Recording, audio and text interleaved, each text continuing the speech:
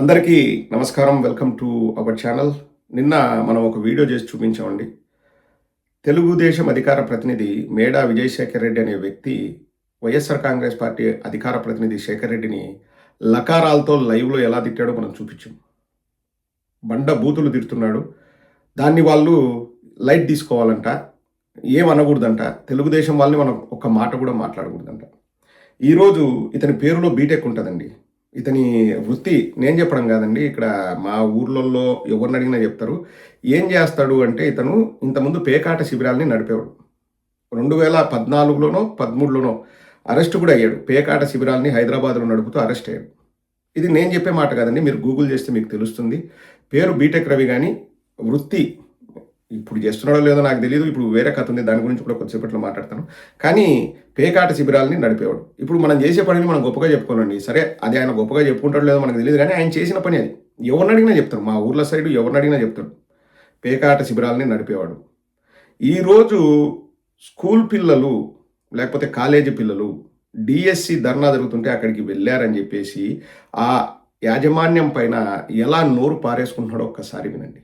అవి మామూలు బూతులు కాదు. దయచేసి మహిళలు నచ్చకపోతే ఇక్కడితో వీడియో చూడడం ఆపేయండి. అవి దారుణమైన బూతులు అండి, ఒకసారి వినండి. అదే వాళ్ళు మెడతో దిగుతారు, పంపి కూడా తెలుగుదేశం వాళ్ళు ఏమనరు, అంతే కదా. అంతగా లేకపోతే నీకు మోజా అసలు ఏమి జరిగింది పంపించావో నీకు ఐడియా ఉందా? నీ అప్లికేషన్ పర్మిషన్ మీ పర్మిషన్కి వస్తే మీరు ఎవరో మా వాళ్ళని పట్టుకొని వచ్చి ఇస్తే, మా గవర్నమెంట్ లో మీకు పర్మిషన్ ఇస్తే, నువ్వు విద్యాశాఖ మంత్రికి ఇచ్చింటే ఆయనకు వ్యతిరేకంగా ఆయన రాజీనామా చేయాలనే ర్యాలీకి నీ స్టూడెంట్స్ పంపిస్తా ముసుకా మళ్ళా అలా నోరు ముసుకా. ఆయన వ్యతిరేకంగా అంటే నీకు తెల్లా? ఉండు అదిగా ధర్నా దేనికని తెల్లా? మరి ఆయనకు వ్యతిరేకంగా కాదా, ఆయన రాజీనామా చేయమని కాదా పంపించింది?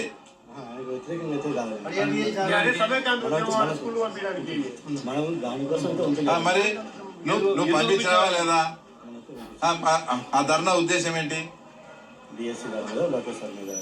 లోకేష్ గారు రాజీనామా చేయాలనే కదా. ఇంకా మళ్ళీ నువ్వు పంపించలేదంటే ఇంకా నేనేమనాలా?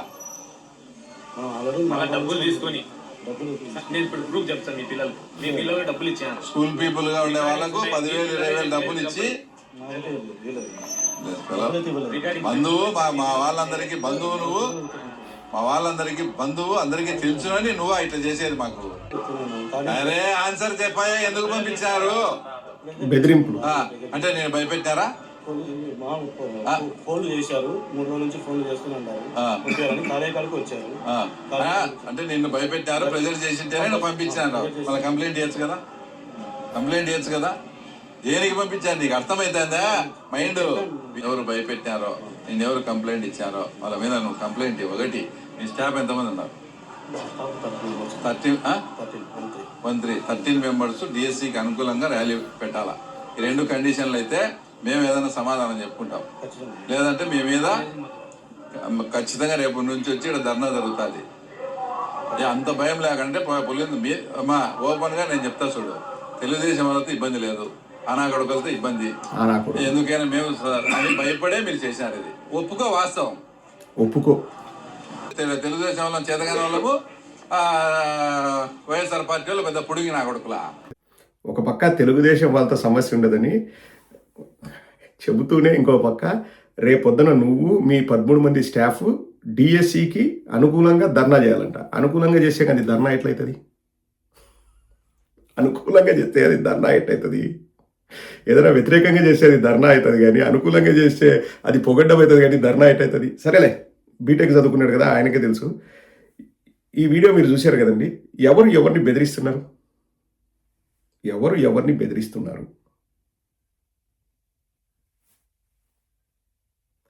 ఇంత దారుణంగా ముస్కా చెప్పిందినో చెప్పించే ఆ వైసీపీ నా కొడుకులు, పుడింగి నా కొడుకులు, పగలద్దే ఇవండి మాటలు. అధికార పార్టీ వాళ్ళు మళ్ళీ ఇంకోటి మీరు గమనించాల్సింది ఏంటంటే, ఇదేదో వీడియో కాదు, వాళ్ళే రికార్డు చేసి భయాన్ని క్రియేట్ చేయడానికి రికార్డు చేసి వదులుతున్నారు వాళ్ళే, వాళ్ళ ఛానళ్ళలోనే వదులుతున్నారు. అంటే ఒక ప్రజాప్రతినిధి బూతులు తిట్టాలంట, ఒక విద్యాసంస్థ యజమానిని పోయి బెదిరించాలంట. ఇప్పుడు మీరు చెప్పండి, ఎవరిని బెదిరించినారు? ఆయన ప్రకారమే చెప్తున్నాడు, ఫోన్లు చేశారు, 2-3 రోజుల నుంచి ఫోన్లు చేశారని. ఇక్కడ వాస్తవాలు మాట్లాడుకుందామండి. ఏదైనా ఒక ఇష్యూ జరిగేటప్పుడు, లేకపోతే ఒక నిరసన కార్యక్రమం, ఒక ధర్నా జరిగేటప్పుడు ఎవరినైనా పిలుస్తారు. మొన్న ఒక వీడియో రిలీజ్ అయింది, నాకు టైం లేక నేను చేయలేదు. సచివాలయ ఉద్యోగస్తుల్ని, డ్వాక్రా మహిళల్ని ఎయిర్పోర్ట్ ఓపెనింగ్కి తరలించారని చెప్పేసి ఒక లేడీ వీడియో పెట్టింది. నేను చేయలేదు, నాకు టైం లేక. సో వాళ్ళు తరలించలేదా? తెలుగుదేశం వాళ్ళు తరలించకుండానే అందరూ తండోపతండాలుగా ఓపెనింగ్కి వెళ్ళారా? ఎక్కడ ఏం జరిగినా కానీ ఫోన్లు చేసి చెప్పడము, ఎందుకంటే మనం చెప్పకపోతే వాళ్ళకి తెలియదు కదా, అడగడము, ఇవన్నీ జరుగుతూ ఉంటాయి. దాంట్లో ఎవరు కూడా కాదనలేని ఆడంత పెద్ద రహస్యం ఏం లేదు. ఇప్పుడు నువ్వేం చేస్తున్నావు? నువ్వు బెదిరించట్లేదా? తెలుగుదేశంతో ఇబ్బంది ఉండదు, ఇబ్బంది లేనప్పుడు నువ్వు వచ్చి ఎందుకు అట్లా లకారాలు మాట్లాడుతూ, లేకపోతే బూతులు మాట్లాడుతూ ముస్కా చెప్పింది విను అని చెప్పేసి హుకుం జారీ చేస్తున్నావు? నువ్వు చేసేది మంచి పని. బీటెక్ రవి మళ్ళీ పేరులో బీటెక్ ఉంది, ఆ భాష చూడు. ఇంకోటండి, నేను విన్నది ఏంటంటే, మామూలుగా ఇప్పుడు పేకాట శిబిరాలను పట్టుకోవడానికి డ్రోన్లు వాడతాము అని చెప్పారంట. సింహాద్రిపురం మండలంలో ఒక్క డ్రోన్ కూడా పైకి ఎగరదంటండి. అంటే బీటెక్ రవిది సింహాద్రిపురం మండలం, ఒక్క డ్రోన్ కూడా పైకి ఎగరదంట. రోజు ఆదాయం 15 లక్షలు. అవన్నీ కూడా ఆ పేకాట శిబిరాలన్నీ కూడా బీటెక్ రవి కనుసన్నల్లోనే జరుగుతున్నాయన్నది నాకు వచ్చిన వార్త. నిజమా కాదా? బీటెక్ రవిని అడుగుతున్నా. ఎందుకు సింహాద్రిపురం మండలంలో డ్రోన్లు ఎగరవు? ఈ రోజుకు ఎంత ఆదాయం ఉంది పేకాట శిబిరాల్లో? రాష్ట్రం గుల్ల అయిపోతుందండి. పేదవాడే బాధితుడు. ఎవరంటే పేదవాడు. పేకాట శిబిరాలు, కల్తీ మద్యము, ఇసుక దంద రాష్ట్రాన్ని రావణ కష్టం చేస్తున్నారు. దొరికినోడు సంపాదించుకుంటున్నాడు. అసలు బీటెక్ రవి అనే వ్యక్తికి ఇప్పుడు ఏమీ అధికారిక పొజిషన్ లేదండి. పార్టీ పరంగా అతను ఏదైనా ఇన్ఛార్జ్ ఉంటే పార్టీ పనులు చేసుకోవచ్చు, కానీ ప్రభుత్వ కార్యక్రమాల్లో, రివ్యూ మీటింగులలో ఎందుకు అతను కూర్చుంటున్నాడు? పోనీ పులివెందుల ఎమ్మెల్సీ రామ్ గోపాల్ రెడ్డి గారు కూర్చుంటే అందులో అర్థం ఉంది. ఆయన ఎమ్మెల్సీ, ఆయన కూర్చోవచ్చు, ప్రోటోకాల్ ఉంటుంది. ఇతను ఏది కాదు, ఇతను బీటెక్ రవి మాత్రమే. బీటెక్ రవి మాత్రమే, ఇంకా ఏది కాదు. మరి ఇతను ఎలా రివ్యూ మీటింగుల్లో కూర్చుంటున్నాడు? అసలు ఈరోజు వచ్చేసి చూడండి, విద్యా సంస్థల అధికారులను ఎవరు బెదిరిస్తున్నారు? బూతులు మాట్లాడుతూ. బీటెక్ రవికి ఒక సూటి ప్రశ్న. బీటెక్ రవి వైఎస్ఆర్ కాంగ్రెస్ పార్టీ వాళ్ళు బెదిరించినారన్నారు కదా, నీలాగా బూతులు మాట్లాడుతూ వాళ్ళు మాట్లాడినట్టు ఎక్కడైనా ఒక రికార్డింగ్ చూపి. నువ్వే నీ రికార్డింగ్లు బయట పెట్టుకున్నావు. మళ్ళీ అది కూడా గొప్ప అండి. ఇప్పుడు విద్యాసంస్థ ఓనర్ని నోర్ముస్కా చెప్పింది నా అన్నం కూడా తప్పు. ఒక వ్యక్తి ఇంకొక వ్యక్తిని అలా మాట్లాడడం తప్పు. దానిపైన కేసు వేయాలి. ఇతను బెదిరిస్తున్నాడు లిటరల్గా. రేపు నీ స్టాఫ్ని తీసుకొచ్చి డిఎస్సికి అనుకూలంగా ధర్నా చేయకపోతే మేము వచ్చి నీ ఇంటి ముందు ధర్నా చేస్తాను. ఎంత దరిద్ర దౌర్భాగ్య పరిస్థితులు ఉన్నాయో రాష్ట్రంలో ఒకసారి ఊహించండి.